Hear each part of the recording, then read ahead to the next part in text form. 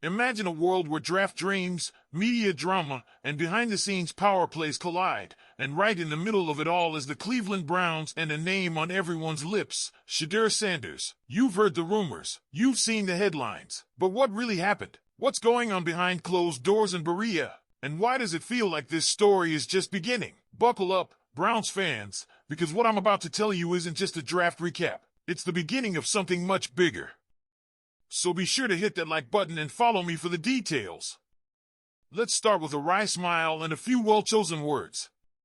March, ProMat 2025, a supply chain industry conference, of all places, and Deion Sanders, Coach Prime himself, is on stage. He's talking about his sons, Shedeur and Shiloh, and their leap to the NFL. The moment is lighthearted, but then it sinks in. Someone in the audience mentions Cleveland, and Deion lets out a laugh. He can't contain himself. "We're praying for the Giants right now," he says. And then the mood changes. Maybe it was a joke. Maybe it wasn't. But Browns fans heard it loud and clear, and they weren't laughing. That moment, buried in a conference live stream, would resurface weeks later and send ripples across Browns Nation. A tweet by Marshall Green, a New York Giants beat reporter with Chat Sports, relays the quote. Browns fans erupt. They call it fake. They attack the source. They claim slander. But Marshall stands by the report. And then the video drops. The footage, uploaded quietly to the ProMat website weeks after the fact, confirms everything. Deion Sanders did say it. He chuckled. He shrugged off Cleveland. He publicly hoped his son would land in New York. So what now? The Browns drafted Shedeur Sanders anyway, a pick that, by all accounts, wasn't part of the original plan. Round 3 saw Cleveland snag Dillon Gabriel, and that move alone seemed to answer the QB depth chart questions. But then in round 5, things took a turn. Jimmy Haslam, according to insider speculation, stepped in.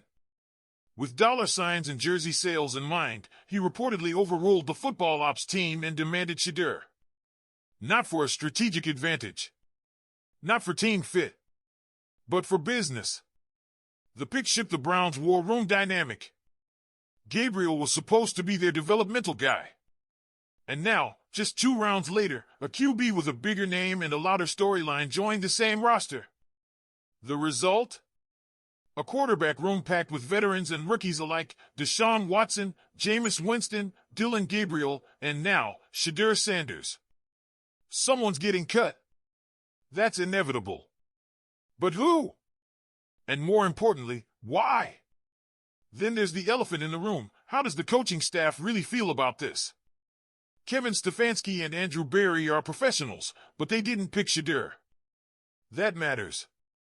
When a GM and head coach invest their capital in a player, they're motivated to see that player succeed. When owner steps in and makes the call, well, that's a different story. It creates tension. It sows uncertainty.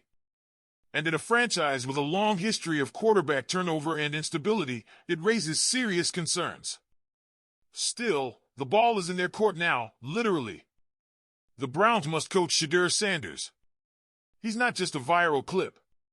He's not just Deion's son. He's a 5th-round pick with raw talent and massive upside, who now wears the orange and brown. And Browns fans deserve a staff that pours 100% effort into his development, regardless of how or why he arrived in Cleveland. This isn't just about Deion's laugh or a leaked video. It's about what happens when egos, expectations, and business interests intersect with football. Shedeur skipped the NFL Combine. He skipped the Senior Bowl. And he reportedly bombed his interview with the Giants. Those aren't just red flags, they're missed opportunities. Had he worked out, had he hired a real agent instead of relying solely on his father, perhaps his draft stock would have told a different story. But now, he enters OTAs as the likely QB4. Let's be real. Quarterbacks taken in the 5th round don't usually start week 1. They often don't start at all. But Shedeur isn't your average 5th rounder. His jersey already ranks top 5 among rookies in sales across the league. That's star power. That's pressure. And that's the kind of baggage that can either elevate a locker room or tear it apart. Here's the part where things get sticky. Dion might not have wanted Cleveland. But that doesn't mean Shedeur doesn't.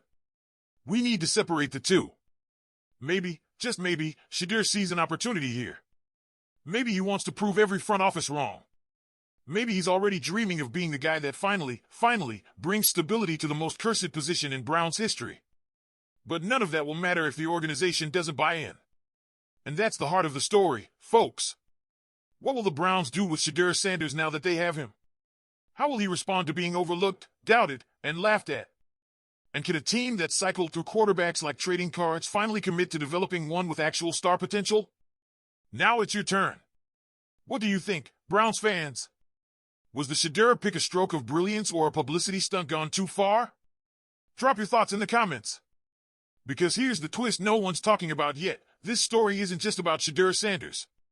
It's about the Cleveland Browns finally being forced to choose between two paths, maintaining their identity as a franchise that's always floundering at quarterback or taking a chance on a player who, for better or worse, already has the nation watching. Despite the media drama, despite his father's viral moment, despite his draft slip-up, Shedeur might actually have the perfect mindset to make this work. Think about it. He's been questioned his entire life. Labeled simply as Dion's kid. He transferred from Jackson State to Colorado and shined on the field. He knows the pressure. He's lived in a fishbowl for years. If any rookie is ready to handle it, it's him. But that doesn't mean the Browns can relax. In fact, it means the opposite. They need to protect Shedeur from becoming a distraction while they invest in his development. That's a tall order. It means creating a clear plan. Managing reps, clarifying expectations. And, most of all, be honest about the internal dynamics of this quarterback room. Let's not kid ourselves, something has to give. The Browns are not going to keep 4 quarterbacks. So who goes? Who gets cut? Who gets traded? That decision could depend on training camp performance, or maybe it's internal politics. Maybe Stefanski and Barry still believe in Gabriel. Maybe Haslam sticks with Shedeur. What we know for sure is this: one of these guys will be out of a job before week 1. And one more thing, Cleveland. We have to remember, this isn't just a football story. This is a cultural story. This is about legacy. The Browns have an opportunity here.